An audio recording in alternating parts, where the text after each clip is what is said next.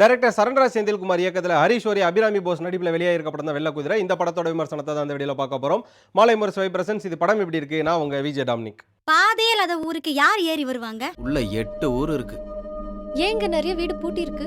வெள்ள குதிரை இந்த படத்தோட ஒன்லைன் என்ன அப்படின்னு பார்த்தோன்னா, தான் வசிச்சிட்டு இருக்க ஊரில் ஒரு பிரச்சனையில் மாட்டிக்கிற ஹரிஷ் வரி அண்ட் குடும்பம் அந்த பிரச்சனையிலேருந்து தப்பிக்கிறதுக்காக நைட்டாக குடும்பத்தோட காலி பண்ணி தன்னோட சொந்த ஊரான மலைப்பகுதிக்கு போயிடுறாரு. அவர் மலைப்பகுதிக்கு போனதுக்கு அப்புறமா அவரோட பேராசையெல்லாம் விட்டுட்டு இனிமேல் சரியான வாழ்க்கையை வாழ்றேன்னு சொல்லி தன்னோட புள்ள மேலே சத்தியமும் பண்ணிடுறாரு. சத்தியம் பண்ணவர் ஒரு கட்டத்தை திரும்ப பேராசைப்பட்டு சில தவறான விஷயங்கள் பண்ணுறாரு. தவறான விஷயங்கள் அமைதியாக வாழ்ந்துட்டு இருக்க அந்த மலைப்பகுதி வாழ் மக்களை என்ன மாதிரியான விஷயங்களை பாதிக்குது, அதே நேரம் அந்த மலைப்பகுதி வாழ் மக்களுக்கு இப்போ வரையும் கவர்மெண்ட் என்னென்ன மாதிரியான விஷயங்கள் செஞ்சு கொடுக்காம இருக்கு, அவங்க செஞ்சு கொடுக்குறப்ப அந்த விஷயத்தை உள்ளே இருந்து தடுக்கிறது யார், அவங்களுக்கு இருக்கக்கூடிய வாழ்வியல் என்ன, ஒரு மலைப்பகுதியில் என்ன மாதிரியான பெயர்கள் வைப்பாங்க, என்னென்ன மாதிரியான பெயர்கள் வைக்க மாட்டாங்க அப்படிங்கிற பல உணர்வுபூர்வமான ஒரு அட்டென்ஷன் சீக்கிங்கான கதை தான் இந்த படத்தோட ஒன்லைன். சொல்லப்போனால் இந்த வெள்ள குதிரை படத்தோட ஒன்லைன் சொல்கிறதுக்கு முன்னாடி இந்த படம் ஏன் ஸ்பெஷல் அப்படிங்கிறத சொல்லணும்னு நினச்சேன். இந்த படம் ரிலீஸ் ஆகிறதுக்கு முன்னாடியே நிறைய ஃபிலிம் ஃபெஸ்டிவலுக்கு போயிட்டு பல அவார்டுகளை வின் பண்ணியிருக்கு. சொல்லப்போனால் 60க்கும் மேற்பட்ட நாமினேஷன், அதில் பார்த்தீங்கன்னா 50க்கும் மேற்பட்ட விருதுகள். அந்த 50 மேற்பட்ட விருதுகளில் ஒரு 20 விருதுகள் பார்த்தீங்க அப்படின்னா பெஸ்ட்டு ஃபிலிம் ஆஃப் த இயர்லாம் best making of the film அப்படின்னு சொல்லிட்டு அந்த படம் தயாரிக்கப்பட்ட விதத்துக்கும், அதே நேரம் ஹரிஷ் வரியோட நடிப்பு த பெஸ்ட் ஆக்டர்னு சொல்லி அவரோட நடிப்புக்கும் வந்து இந்த படத்துக்கு ஆல்ரெடி நிறைய விருதுகள் வந்துருச்சு. அதனாலே இந்த வெள்ள குதிரை ஒரு தனி அட்டென்ஷனில் இருக்குது. ஒரு பக்கம் படத்தோட ஓப்பனிங் ஃப்ரேமில் பார்த்தீங்க அப்படின்னா அவங்க வந்து ஒரு மலையில் ஏறிட்டு இருக்காங்க. அப்பயே தெரிய ஆரம்பிச்சிருச்சு, ஓகே இது வந்து மலைவாழ் பகுதி மக்களை சார்ந்த ஒரு படம் அப்படின்னு.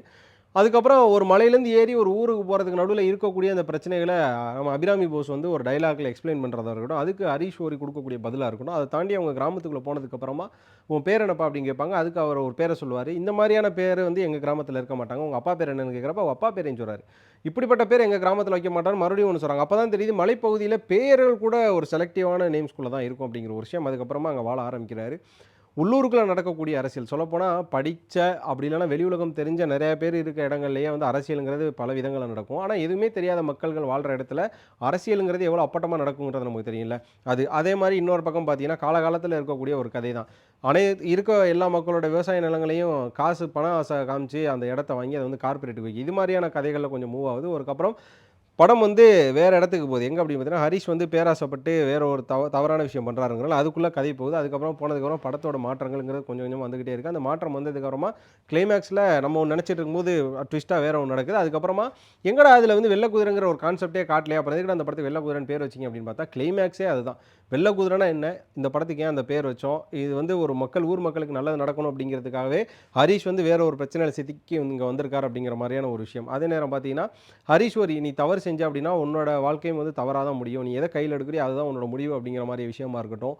எப்பயுமே நீ ஒரு தவறு செஞ்சால் ஓடி ஒளிஞ்சிட முடியாது அப்படிங்கிற மாதிரியான விஷயமா இருக்கட்டும். இதெல்லாம் இந்த படத்தில் கன்வே ஆகுது அப்படின்னு கூட சொல்லிடலாம். அதே நேரம் இந்த படத்தில் இருக்கக்கூடிய பாசிட்டிவ் நெகட்டிவ் சொல்லிடுவோம். முதல்ல பாசிட்டிவ் என்ன அப்படின்னு பார்த்தீங்கன்னா இவங்க தேர்ந்தெடுத்த அந்த கதை. ஏன்னா இப்போ கெவியாக இருக்கட்டும் நிறையா படங்களில் அதாவது மலைப்பகுதியில் வாழக்கூடிய மக்களுக்கு என்ன மாதிரியான ஒரு அடிப்படை வசதிகள் கூட கிடைக்கல அப்படிங்கிறத நம்ம பார்த்துருப்போம். அந்த ஒரு விதத்தில் இந்த படம் ரொம்பவே ஆப்போசிட்டாக இவங்களுக்கு இது கூட கிடைக்கிறது கஷ்டம் அப்படிங்கிற ஒரு கதையை பேசுது. அதே நேரம் ஹரிஷ் வரி இந்த படத்தில் பயங்கரமாக நடிச்சிருக்காரு. சொல்லணும்னா கிளைமேக்ஸில் ஒரு சீன் இருக்கும், அதிலெல்லாம் அவர் நடித்த ஒரு கூத்துப்பட்ட ஆர்டிஸ்ட் அப்படிங்கிற ஒரு விஷயமா இருக்கட்டும். அதே நேரம் பார்த்தீங்கன்னா அபிராமி போஸ் ஒரு சுழலில் பார்த்த மாதிரி ஒரு சின்ன பொண்ணு மாதிரியான ஒரு ஆக்டிங்கே இருக்காது, ஒரு மெச்சூரான உமன் அப்படிங்கிற ஒரு ஆக்டிங், ஒரு அம்மாக்கான ஆக்டிங் அவங்க கொடுத்துருக்காங்க. இது மட்டும் இல்லாமல் அந்த படத்தில் வில்லனா ஒருத்தர் நடிச்சிருக்காரு, எழுவன் அப்படிங்கிற கேரக்டரில்.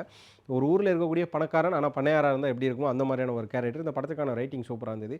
அதே நேரம் இந்த படத்தில் இருக்கக்கூடிய ஃப்ளாஸ் என்ன அப்படின்னு பார்த்தீங்கன்னா படம் வந்து இங்கே ஜம்ப் ஆகுது, நிறையா பேர் மேலே ட்ராவல் ஆகுது. ஹரிஷ் மேலே ட்ராவல் ஆகுது, அதுக்கப்புறம் அவங்க ஒய்ஃபான அபிராமி மேலே போஸ் மேலே ட்ராவல் ஆகுது, அவங்க தாத்தா மேலே ட்ராவல் ஆகுது, ஒரு பக்கம் மூலிகை ரசம் காய்ச்சறவங்க மேலே ட்ராவல் ஆகுது, ஃபாரஸ்ட் ஆஃபீஸர் மேலே ட்ராவல் ஆகுது, அந்த எழுவன்ற கேரக்டர் மேலே ட்ராவல் ஆகுது, இந்த உங்கள் படத்தில் ஆரம்பத்தில் தப்பிச்சு வந்தாங்களோ ஒரு வில்லன் குரூப் அவங்க மேலே ட்ராவல் ஆகுது. இப்போ 7 பேர் 8 பேர் மேலே ட்ராவல் ஆகிற கதை ஒரு இடத்துல வந்து டக்குன்னு முடியணும்ல, அதை வந்து அங்கங்கே இழுத்து ஒரு பக்கம் ஒய்ஃபோட போர்ஷன் வரப்போ ஹரியோட போர்ஷனே காணும், ஹரியோட போர்ஷன் வரப்போ ஒய்ஃபோட போர்ஷனே காணும், மற்றவங்களாம் என்ன ஆனாங்கன்னு தெரியாமல் நம்ம படத்தை மறந்து வேற எங்கேயோ போகிற மாதிரியான இருக்க விஷயம் முதல் ஃப்ளாஸ். இரண்டாவது என்ன அப்படின்னு பார்த்தா இந்த படத்துக்கான சினிமாட்டோகிராஃபி இன்னும் கொஞ்சம் பெட்டராக கொடுத்துருக்கலாம் அப்படின்னா, ஆனால் அந்த மலைப்பகுதியில் இப்படி தான் எடுக்க முடியும் அப்படின்னா அதுக்கு நம்ம ஹேட்ஸ் ஆஃப் கொடுக்கணும்.